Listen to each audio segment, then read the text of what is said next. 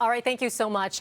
And yeah, there's a lot of confusion when we talk about the borders. We talk about travel, some of the restrictions, what should be in place, and what does the future look like. So joining me now for this conversation is Federal Transport Minister Omar Alghabra. Good morning to you, Minister.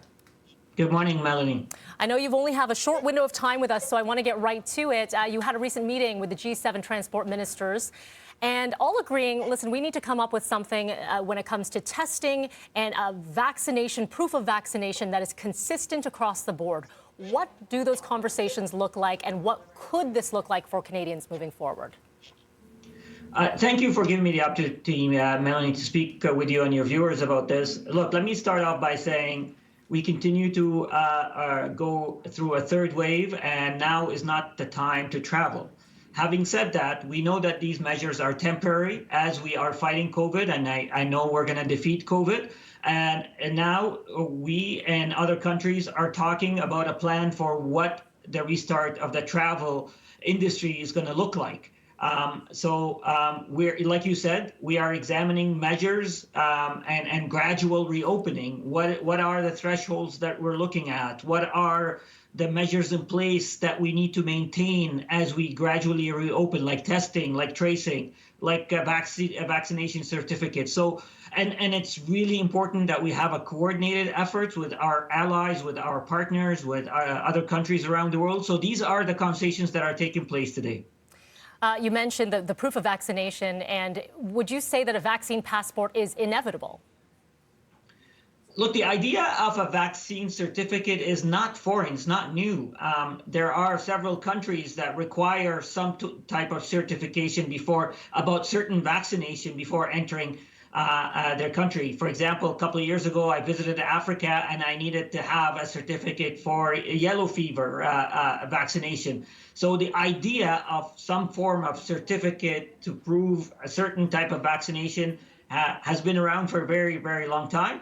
Obviously now the globe is dealing with this COVID-19 pandemic, so every country around the world wants to ensure that travelers are safe, that their countries are safe. So yes, we are looking at lessons learned from other experiences, but also lessons learned throughout COVID-19. And we want to make sure that the certificate would maintain the individual's privacy, that it's accessible, that it's easy to use, that we have electronic versions of it, that we have paper version of it, that we don't just, we try to have as equitable as possible. So all of these factors are taken into account.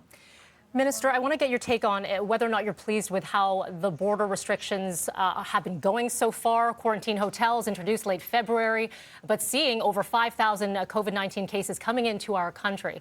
Would you say this is a success, this process, or should more be done? We heard from Ontario Premier Doug Ford pushing and challenging, saying we need to fix these borders and do more.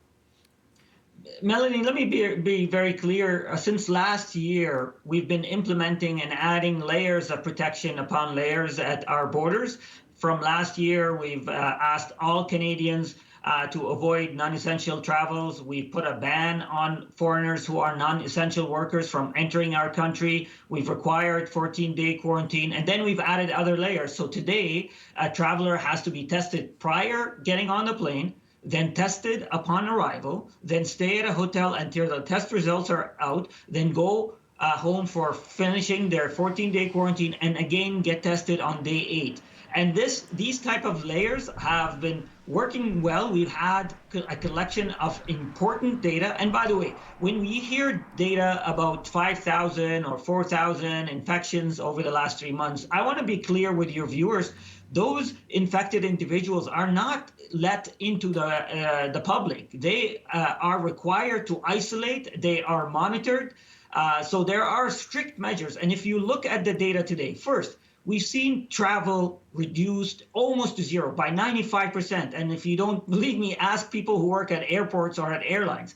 Second, we are seeing the infection rate into our country from foreign travelers is less than 1.5%. And those 1.5%, again, have significant measures imposed upon them. So what I would say, if we look at the data, we know that the overwhelming majority of transmission happens at community, and therefore we should be focusing on, of course, we should be focusing on the borders, and we will continue to do whatever is necessary there. But we also need to focus on community transmission, because if there's an occasional person who doesn't follow the rule, a traveler, if we have the right measures domestically, that person who does not follow the rule is still not able to transmit COVID to others. So we need measures against for travelers and measures at home. Indeed, I think there's a number of pieces to this puzzle. I know you have a tight schedule, but we appreciate you taking the time to join us. Federal Transport Minister Omar Alghabra, thank you. Thank you very much. All right, time now to check back in with Dina and Sid and the idea of travel. So you heard him talk about travel passports. That's not new. That concept is not new. But how will it be executed? That's going to be important. Melanie, thank you very much. And thank you to Minister Alghabra for joining us. Look, I got a problem with what I just heard. And my problem is this. Yes, we're testing a lot of people at the border. Yes, the facts that the minister just laid out with Mel are accurate. And he said we're doing a pretty good job.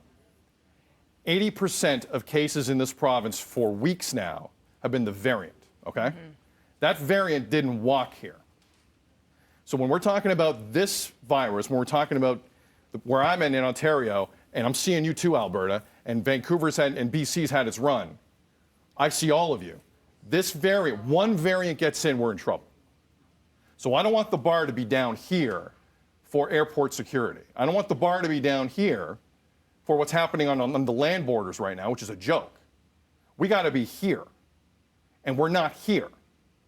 So with all due respect, we needed to tighten up a long time ago, and we didn't. And I got a big issue with that. I just want to make that very clear. I understand we're doing a lot of testing at the border. That's great.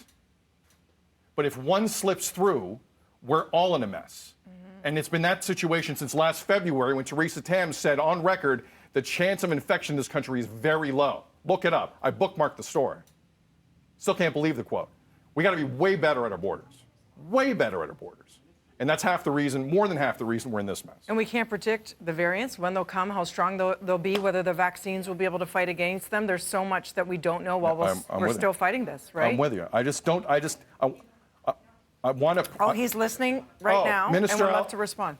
Minister, you heard all of that? Yes. Can you hear me? Yes, I can hear you. Please respond to anything I just said. Go ahead. Great. Well, look, I'm glad you brought this point up, and I'm glad I have the opportunity to respond to this. Because let me first say that I agree with you. We need to be as tight as possible on our borders. And we are. If you compare our measures to any country around the world, we have some of the strictest measures in the world. Having said that, not only are variants, the variants come from outside. I mean, the entire virus came from outside. But what we're seeing is the entire world is having to deal with it and grappling with it. Why? Because once it gets, and you know, occasionally we see a person who may not follow the rule, or don't follow the quarantine rule, or maybe mingle with their family member, and then their family members end up going outside and mingling with the community. That's why we need strong measures at home as well. So what we're seeing, for example, with countries like Australia, they have strong measures at the border, but what they've done when they have outbreaks too, but they have strict measures at home. So if somebody, one person, doesn't follow the travel rules, don't end up causing a massive outbreak that happens in the community. So you're right, we need strict measures at the borders. And I can tell you, we have some of the strictest in the world, and we'll always look at improving it and making it better. But we also need measures domestically at home to make sure that if there's one person that doesn't follow the rule, others are not massively impacted by it. Minister, I completely agree with that, 100%. And I know that the flight restrictions from India and Pakistan were severe, and you put that in place. I guess my biggest issue is I can still fly to Brazil today. Actually, you can't. There are no direct flights. There's no direct flights? Are there indirect flights? No direct flights to Brazil. Okay. So, you know, that's why I'm glad I had the opportunity to respond, because there are some, sometimes people play, I'm not saying you were doing this, but sometimes people play politics with this because there's a reason for distraction or pointing the finger somewhere else. I want to keep Canadians safe. And our government wants to do whatever we can to keep Canadians safe. Some people are saying, shut down the airports. You know, it doesn't. We can't do that. We're receiving vaccines at airports. Canadians have the fundamental right to come back home, and we're not going to stop Canadians from coming home. However, we're going to ask them to follow strict measures, including testing, including quarantine. We've run out of time. We could talk to you all day, debate all day. We'd love to do this again, though, Minister. Thank you so much. If you get time, this is a big topic, obviously, and we thank you for your time. Appreciate it. Thank you. Thank you very much. One thing we can all agree on, music. A lot of people turn to it for escape, Yes. for comfort and warmth. Julia Michaels, superstar with Devo Brown right after this.